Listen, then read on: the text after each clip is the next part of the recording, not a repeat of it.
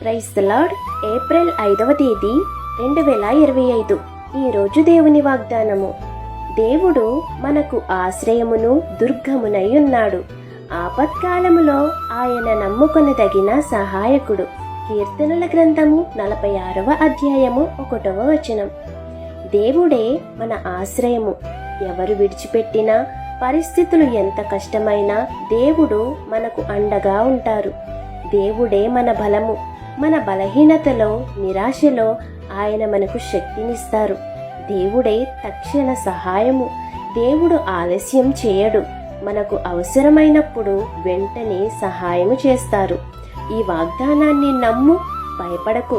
కష్టాల్లో ఉన్న దేవుడు నీతోనే ఉన్నాడు. ప్రార్థన చెయ్యి.